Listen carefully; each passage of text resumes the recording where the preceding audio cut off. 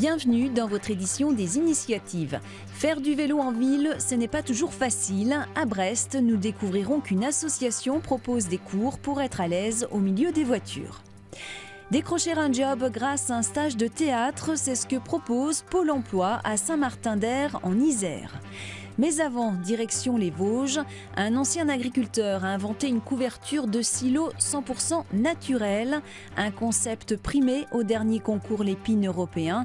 Cette invention est actuellement testée dans une exploitation agricole. La récolte bat son plein en ce moment. Le maïs d'ensilage est aujourd'hui incontournable pour les éleveurs, un aliment complet assurant la moitié de la ration alimentaire d'une vache laitière. Pour le conserver toute l'année, il faut qu'il soit totalement isolé de l'air, de l'eau et de la lumière. Et jusqu'à présent, on n'avait pas trouvé mieux que ça. Il faut mettre une bâche, lester avec des pneus. En hiver, il faut enlever les pneus, retirer la bâche. C'est un travail qui est très fastidieux. Donc je me suis dit, pourquoi qu'on ne trouve pas quelque chose ?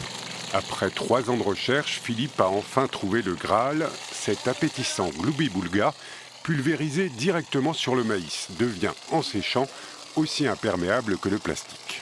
Quand il fait très chaud, ça fait une coquille qui vient très dure, comme un crépi de maison. Quand il repleut, ça se ramollit un petit peu, mais l'eau ne pénètre pas à l'intérieur. Et quand il gèle, ça résiste à du moins 18 et à du plus 35 derrière sans fissurer. Cerise sur le gâteau, l'agriculteur n'aura plus à débâcher son silo.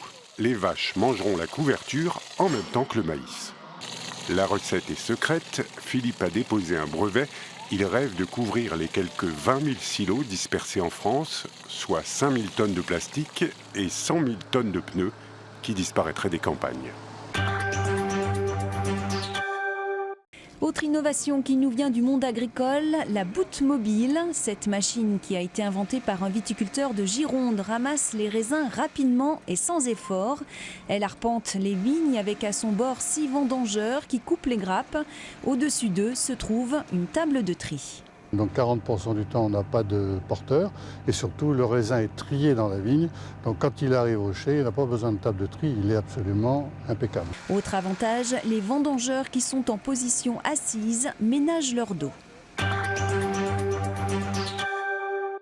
Monter sur les planches pour reprendre confiance. À Saint-Martin-d'Air en Isère, une trentaine de demandeurs d'emploi ont suivi un stage de théâtre pour se préparer aux entretiens d'embauche de l'opération Une semaine pour l'emploi. Je vois votre âge. Est-ce que vous pensez avoir les compétences pour... Lors d'un entretien d'embauche, les questions d'un employeur peuvent être déstabilisantes. Les 20-30 ne sont pas si loin derrière. Ces jeux de rôle sur scène vont permettre aux demandeurs d'emploi de s'y préparer. Ça est vraiment une belle initiative, ça aide les gens aussi à oser. C'est pas facile de se lancer au début, mais... Je me suis tout de suite porté volontaire. Bon, je suis passé sur la liste d'attente parce qu'il y avait très peu de place et beaucoup de demandeurs à mon avis. Et puis il y a une place qui s'est libérée, donc youpi. J'arrive à prendre la parole en public, disons que ça me pose déjà moins de problèmes qu'avant. Et puis voilà, je me dis je peux m'améliorer encore, donc ouais... C'est la compagnie Entracte qui a proposé au Pôle emploi de Saint-Martin-d'Air d'organiser cette formation. Elle intervient auprès des demandeurs d'emploi depuis déjà 2 ans en région PACA.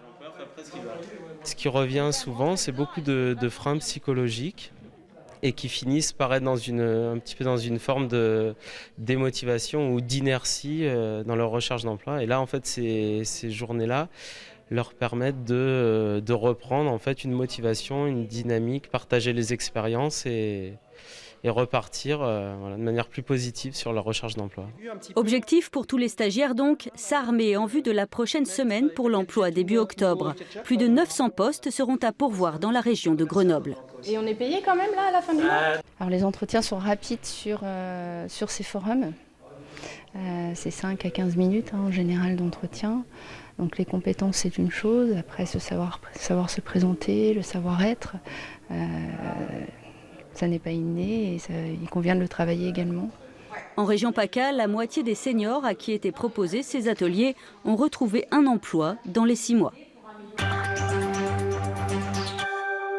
Et pour terminer, une formation pour faire du vélo en ville, cela peut faire sourire, mais pédaler en milieu urbain relève parfois du parcours du combattant.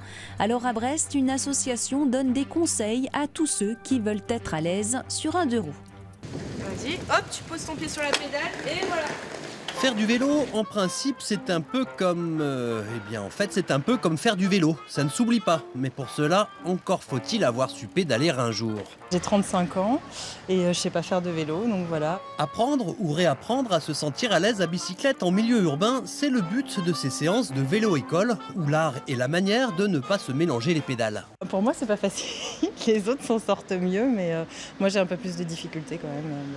Mais je vais continuer, hein. Je vais pas lâcher l'affaire. En fait, il va y avoir plusieurs étapes. Hein. Donc déjà, on leur apprend à faire du vélo, hein, à se débrouiller, trouver l'équilibre. Et après, ils vont faire des tours accompagnés et ils vont apprendre la ville. On roule bien au milieu de la route pour éviter les portières.